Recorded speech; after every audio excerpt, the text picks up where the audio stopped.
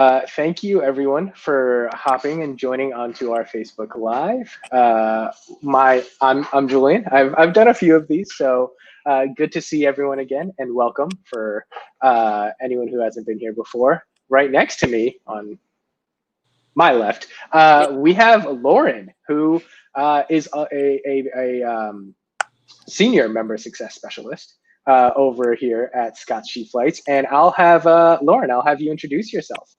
Hi, everyone. Like Julian said, I'm Lauren. I'm a senior member success specialist here at Scott's. So if you have ever emailed the support email address, I or one of my teammates will answer you. So I'm super excited to chat with Julian and all of you today about travel advice, about national parks, about whatever is on your mind. That's a great point.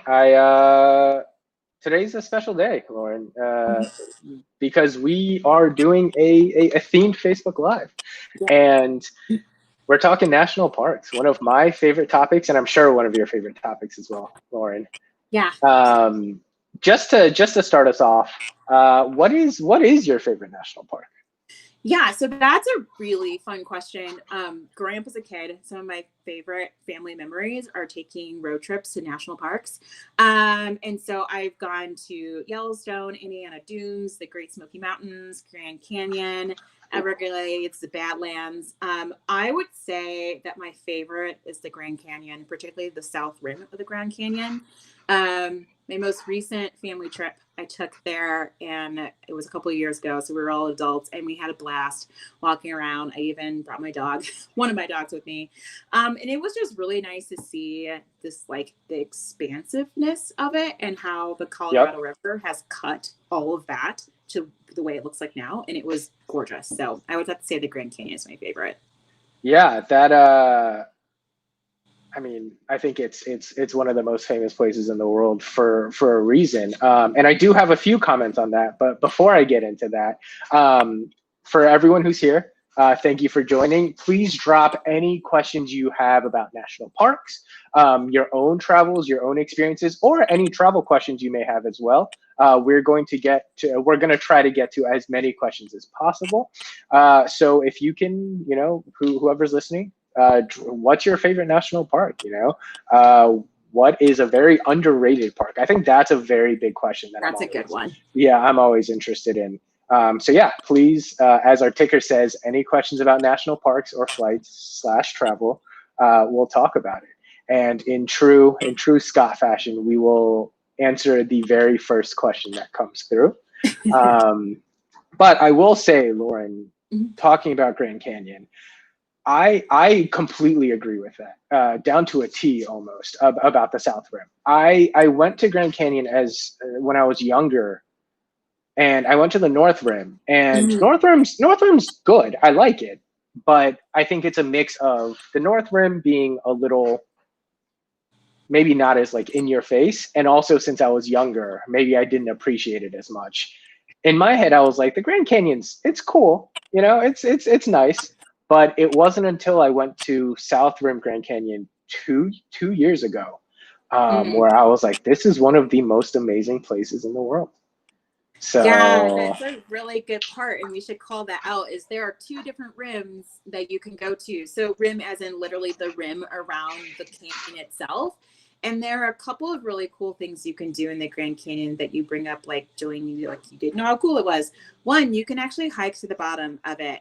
If you do the South Rim, there's actually a place that you can hike all the way to the bottom. And I want to say, I forget how long it is, but it's going to be like a legit all-day hike to get to the bottom. You can camp there and come back up. Also, another thing you can do is if you like to whitewater raft, you can take a 5-day whitewater rafting trip on your own or guided, maybe guided if you're not too experienced, because it's legit kind of tricky, and raft the Colorado River and camp along the way. So these are some really great things that you can do at the Grand Canyon. That's not just walking around. And like I said, I brought my dog, and the South Rim only is dog friendly, not the North Rim. But if you go on the South Rim, just make sure your dog is leashed. And they can't go in some of the buildings, but you can definitely take your family pet with you. Just remember to pick up after your pet, of course. There you go, of course. So a few comments rolling in now. Again, for everyone here, what are some of the most underrated national parks out there? And also, I'll be asking Lauren this a little later too. But tell us, some of your favorite must brings. I know that's always an interesting one. I'm always intrigued as to what type of things people bring on their trips, especially national park trips. So our first comment is from our good friend Allison. Good to see you again, Allison. She says, "Oh, this is an update from one of the questions we had before." She says, "Wanted to share a COVID vaccine update from the Pfizer trial that she's in. So she got her first shot on Saturday, and it felt very similar to the flu shot. Very low-grade fever and mild fatigue for a couple of days, and then she was fine, which is great. Hope this will be the vaccine. I get a second shot in 2.5 weeks, and then we'll have an antibody check a month after. Hope all responsible travelers will get vaccinated when a vaccine is approved and widely available." Yes, Allison, thank you for the update. I know I think Scott will be back next week. Scott will be very interested to hear about the update as well, especially your second shot in 2.5 weeks too. So thank you for the update for that. We do have a question from Janae. And the question is, I love the Grand Canyon. So do we. What's the next national park you both plan to visit? Lauren, what's the next national park for you? Yeah, so I'm spoiled. I live in Montana, and so I have a lot of access to wide open land and national parks adjacent to me. And so I almost don't want to say this one because everybody's going to come here. But Glacier National Park. It's up northern part of Montana by Canada. It is beautiful, like raw, uncut beauty. A lot of people, when they think about Montana, Wyoming, they think about Yellowstone. And while Yellowstone is absolutely awesome, Glacier, I would say, is the one that people best kept secret. People don't know about it as much. So if you want more of that like wild, uncut wilderness experience, I would say come on out to Glacier National Park. There you go. Yeah.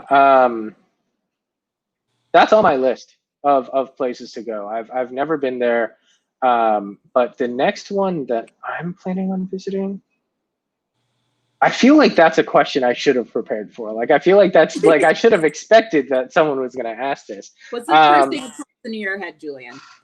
The first one that pops, probably Yosemite or Yellowstone. Actually, I've never been to Yosemite, but I've been to Yellowstone, but I haven't been there in quite some time. I'm big on animals, so Yellowstone obviously has a lot of cool animals there, or basically just bison and moose. A lot of animals. Yes. Yeah.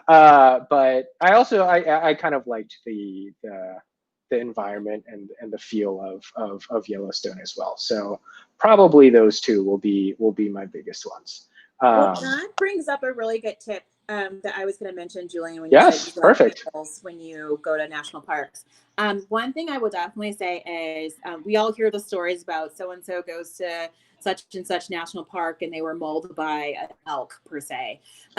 So just keep in mind when you're visiting any national park around the country, even if you're in the Everglades in Florida, there are wild animals in the national parks, yes. And you never want to pet them or approach them, try to feed them ham sandwiches, anything like that.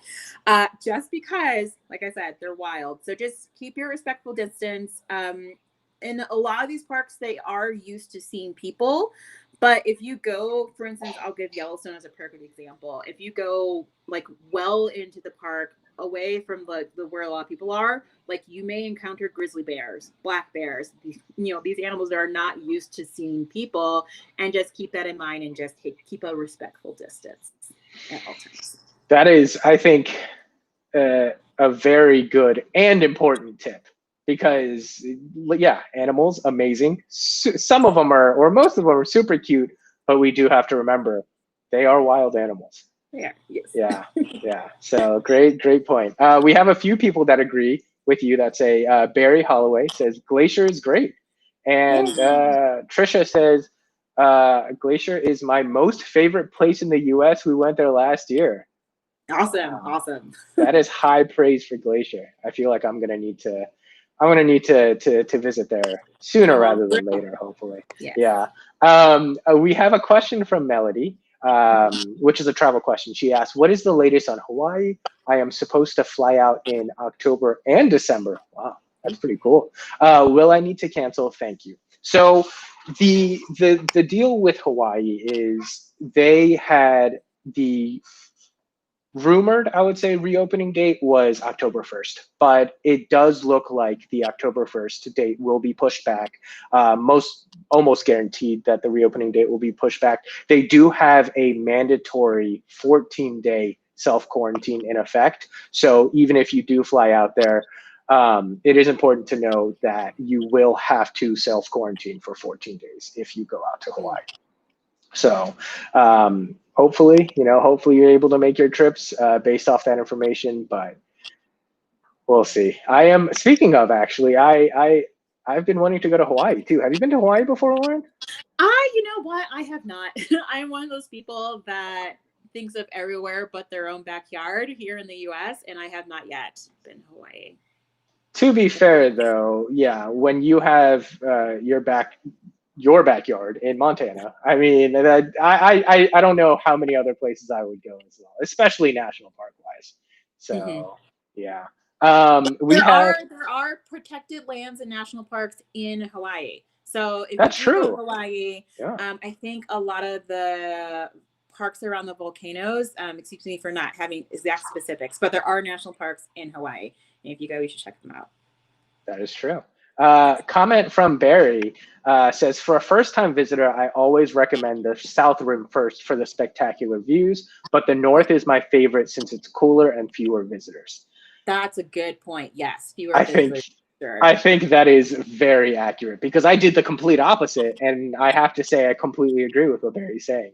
And I think that's a really cool tip. If you guys have any other tips like this, please drop them in the comments for other people watching, for Lauren, for myself. We always love learning more about which rim to go to first. So. And that brings up another really good point too, Julian, that I wanted to mention about fewer people when you're visiting parks like this. A lot of times when you think about visiting national parks, doing that kind of a road trip, it's in the middle of the summer, which is a lot of time peak tourist season for a lot of the parks. So if you do want to take advantage of going to a park, but having fewer people around, you can still go way into the fall, depending on what park, of course, like weather permitting, but you can still go away into the fall or even into early winter and get a really unique national park experience in like what's called the off season of traveling to national parks. So definitely check out like now into October, even November, fewer people. There you go. Fewer people, and that's almost never a bad thing, right? I mean, I guess there's very few situations where having more people is great, but especially not in the times that we're in now. Exactly. So yeah, that is a very very good tip. Unfortunately, we have a comment from Heidi. I had to cancel my first trip to Hawaii that was scheduled in May. I'm sorry to hear about that. Hopefully, we're always looking for deals to Hawaii. So, when we're able, or when you're able to again, and when there's deals, hopefully you're able to go back very soon. So I am sorry to hear about that though. Trina, I live in Hawaii. That's amazing. Trina, if you have any Hawaii National Park tips or spots that you think people should go to, please let us know. Hopefully we will be able to act on those pretty soon. And then we also have Allison again, who says Buck Island in St. Croix is awesome. If anyone is in that area, gorgeous white sandy beaches. That's a good question that I'm going to ask both you, Lauren, and our audience. What setting of national park do you like more? Do you like the kind of tree covered, green, or do you like the more southwest, drier, maybe Grand Canyon? That is a really interesting question because there's something to be said about all the experiences. And I think one thing that's cool about everything we have in the US is you can get like the full gambit of landscapes and environments. For me, I prefer like the dense forest, luscious trees, you know, wild river type of experience. I mean, I even got that when I was out in the Smoky Mountains, you know, Yeah. back east, before I moved here to Montana. I mean, you can get that there. So that's what I prefer. But there are definitely some places that there is something to be said about that desert southwesterny feel. That's also cool too. But I do like the dense, lush forest. What about you? Yeah. I think you said it really well. I think I do like it's hard to choose, right? Like I asked that question, but it's kind of unfair. Yeah. I do like the greenery. I actually just came back from a trip to Acadia Oh, just last week. Very easy to social distance. We drove there, super, you know, a lot less people than I kind of expected. mhm. But some of my favorite parks are in the like South Utah, North Arizona area. That area is Um, gorgeous too. I South would say that's Utah. probably, yeah, probably one of my favorite places in the US, in the world, really. So I will say the green Acadia, you know, the greenery national parks are my favorite, but it's hard to choose. Um, and speaking of, Carl actually commented that his favorite national park is Bryce and Arches, and that he does have an affinity Oh yeah. for the north rim of the Grand Canyon. Um, but as I never realized it was so freaking cold there in the evening at the end of May, forced me to get one of those log cabins versus tenting it. That's Yes, how they get you, right, Carl? it Yeah. gets really cold in the wintertime or not in the wintertime, in the desert in general. I It know. does drop. So Carl brings up a really good point. Yeah, and you wouldn't think that, Hmm. right? Like you're like, it's the desert. It's going to be 90 degrees, 100 degrees all the time. And then you're surprised and you didn't bring a sleeping bag. I just, I mean, it's such a unique experience, and it's not something that you think of, or at least I didn't. Yeah. So, but oh my goodness, Barry says so far. Oh, actually, I'm gonna answer Carl's question first. I don't want to avoid that. He says so. Costa Rica opened up state by state, and Colombia is opening slowly, starting with Spirit September 21st. Will SCF start posting some flights for these countries that are opening up or have opened up for USA people? Yes. So we actually are still sending flights to the majority of places. That we send deals to. But we are making sure to send deals out 3 to 4 months out in advance for international, and domestically about 1 to 2 months out. And that is another big point. We are also making sure to send our deals on airlines that have waived change fees. Yep. We're not trying to get our members stuck in in any sort of dispute with airlines and stuff. So we are trying to get our members the easiest process as possible. So yes, to your question, we are still sending those deals. We will not be sending kind of the last minute, so you won't see us sending any September deals. But we are definitely still sending deals to those places. Mhm. And then Allison said earlier she had a TAP Air scheduled originally for today, and it was canceled months ago. Still fighting for a refund. Any tips? I'm So having trouble even reaching a human. Um, that's a conflict I think that a lot of us are used to at this point, especially Allison. I know you've had to cancel like 7 or 8 flights at this point, maybe even more. The main tip I have is you're just gonna have to keep trying. Yeah, you just have to keep reaching out, maybe try tweeting at them, try social media, but the best course of action that you'll probably have is calling them over and over and really just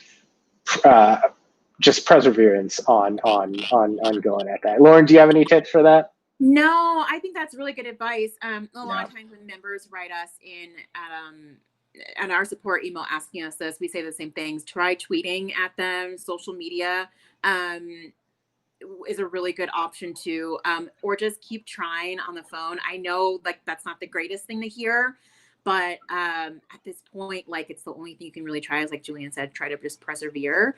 And of course, if you haven't already done it, dispute is an option as well if you've really exhausted everything else to at least try to get some of your money back.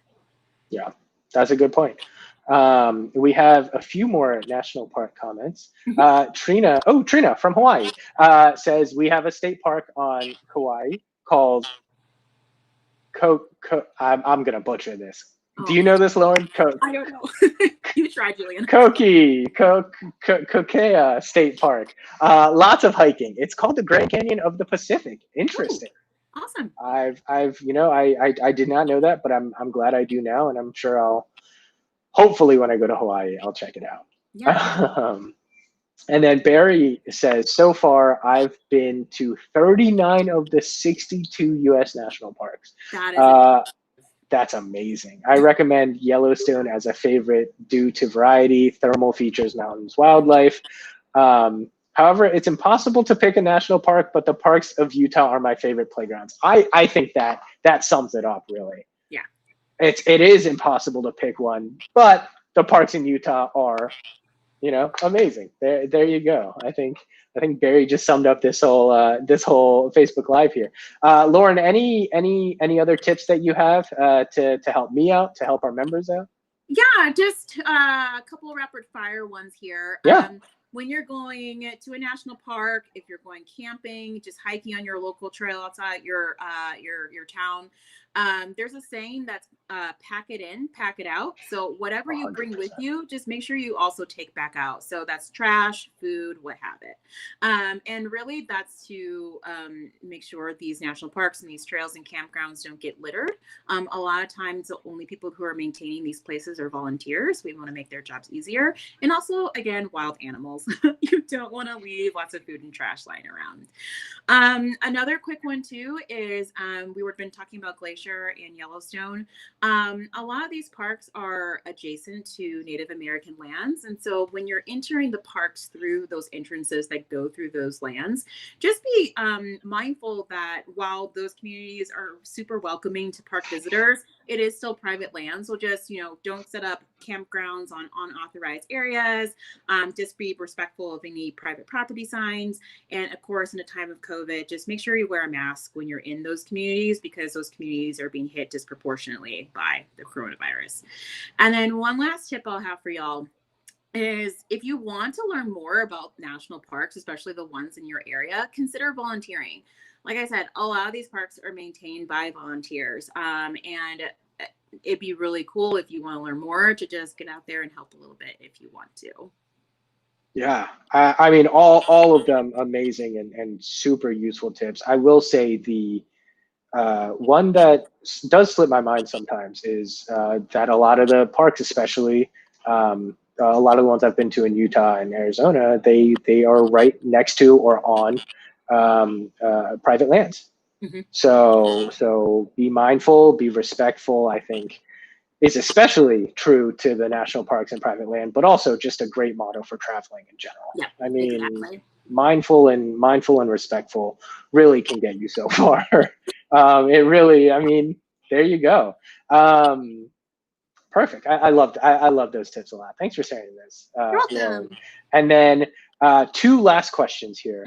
Mm-hmm. One from Megan. Hi, Megan.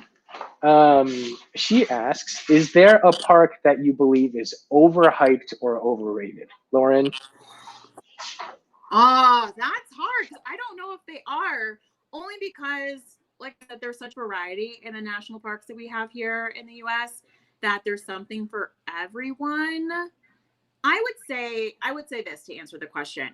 If you're thinking about visiting a national park, don't go to the ones that are like super popular here all the time. Think about getting off the beaten path a little bit and checking out some of these that are like the road less traveled. So maybe not your Everglades or your Yellowstone or your Yosemite. Think about going to some of them that are a little bit less known, and maybe you'll discover something awesome. Yep, you heard it here. You heard it here first. Lauren hates Yosemite and Yellowstone. That's the takeaway there. No, I think that's a good point.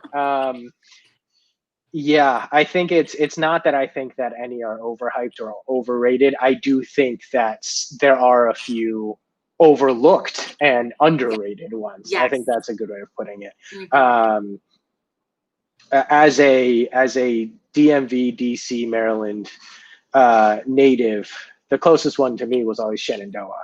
And if you compare Shenandoah to a lot of the other parks, it's cool. It's amazing. It's not crazy unique. You don't have the Grand Canyon. You don't have the Bryce, the arches or the hoodoos in Bryce. So it's very easy to say that that's not that great of a park. But for where you are and what you get, it's peaceful. It's a great place to go. There's great hikes. Sorry about the silence. Unlike the peacefulness you have in New York City. There you go. That was perfectly planned. That was it right there. But yeah, I think there are definitely some underappreciated national parks out there. Maybe it's just me, but who knows? And then finally, last question from Allison again. I'm not outdoorsy. Do most parks have restrooms, Lauren? Oh, yes. So the general question I'm going to have is yes. So a lot of the national parks will have like a main entrance area where like a lot of the tourism happens. And so if you stick to like the main thoroughfares, if you will, yes. If you, for instance, let's use Yellowstone as an example. If you then go beyond like the main entrance area or away from the different lodges around the park, then no, you're going to have to plop a squat somewhere in the wilderness. But same thing that goes with like campgrounds. A lot of campgrounds just in general don't. If you're walking on a trail by your house, don't. But if you're sticking to like the main traffic areas, there's usually some sort of a restroom. Yeah, I that's definitely true. I think, especially for in the national parks, you're right. Like the lodges definitely do. A lot of the most well-known or most popular trails usually have a restroom at the trailhead. I was just in Acadia, as I was saying, and most of the trailheads had porta potties. So better than nothing. So they had something, but on the trails there are very rarely bathrooms, except some of the most. I know some of the more popular trails. Like I know a few trails in Zion have a bathroom here and there or a porta potty on the way. So yeah, definitely good research to do before you start the trail. Unless you like squatting over. Yeah, there you go. Exactly. And perfect. On that note, thank you so much, Lauren, for joining us. Thank you, everyone, for joining us on our very first themed national park Facebook Live. Tell us, if you liked it, if you liked us having a theme, what national parks you like, what national parks you think are overhyped. I'm very interested in that. But yeah, Lauren, any other thoughts before we hop off here? This has been great. Yeah, like Julian said, let us know if you like this, and we're happy to keep doing themes if y'all like it. So yeah. All right, sounds great. Thanks so much. Thanks so much, everyone, for joining, and thanks so much, Lauren, for really just hanging out and speaking national parks with me. I appreciate it. Absolutely, it was awesome.